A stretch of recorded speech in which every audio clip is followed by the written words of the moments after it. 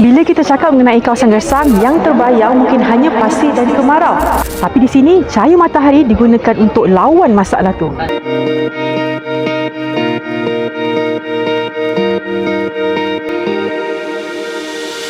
Di barat laut China, Ningxian pernah berdepan cabaran besar akibat iklim kering, kekurangan air dan hakisan tanah. Namun hari ini, kawasan yang pernah terancam penggurunan ini berubah melalui gabungan tenaga bersih dan pemulihan ekologi. Di daerah Hongsebu, projek fotovoltaik atau PV berskala besar ini bukan sahaja menghasilkan tenaga daripada matahari, tetapi turut membantu memulihkan tanah yang rosak. Projek ini merupakan antara kerjasama tenaga antara Ningxia dan Hunan Energy Group melalui inisiatif Ningxia Electricity to Hunan yang membangunkan rantaian tenaga hijau merangkumi solar, angin dan penyimpanan tenaga. Tenaga bersih dari Ningxia dihantar ke Hunan melalui sistem penghantaran voltan ultra tinggi dan dijangka membantu mengurangkan pelepasan karbon sehingga 4.4 juta tan setahun.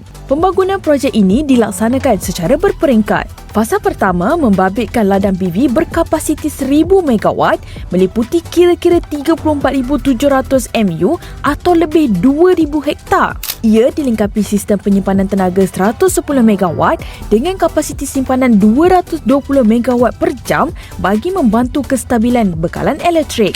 Manakala fasa kedua pula dengan tambahan kapasiti sebanyak 1,500 MW melibatkan kawasan sekitar 3,700 hektar. Tetapi yang membezakan projek ini ialah bagaimana ia menggabungkan tenaga solar dengan usaha melawan penggurunan. Di sini, panel PV tidak sekadar dipasang di atas tanah kosong. Melalui kaedah fiksasi pasir metrik PV bersama pemulihan tanaman, struktur panel direka agar tanah di bawahnya masih menerima cahaya dan ruang untuk tumbuhan hidup. Projek ini menggunakan gabungan panel solar dan pemulihan tumbuhan tahan kemarau. Panel dipasang dengan reka bentuk khas agar permukaan tanah masih boleh menerima cahaya dan ruang untuk tumbuhan hidup. Manakala benih rumput tahan kering membantu mengikat pasir dan mengurangkan hakisan. Kesannya, lebih 2,000 hektar kawasan berjaya dikawal daripada ancaman pergurunan. Tumbuhan yang ditanam membantu menstabilkan tanah, manakala panel solar pula mewujudkan teduhan yang mengurangkan kehilangan air akibat penyucatan.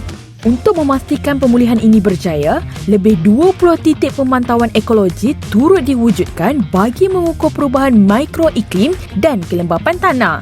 Projek ini membuktikan tenaga hijau bukan hanya tentang menghasilkan elektrik. Di Ningxia, cahaya matahari yang pernah dikaitkan dengan kekeringan kini menjadi sebahagian daripada penyelesaian, iaitu menjana tenaga bersih sambil menghidupkan semula ekosistem.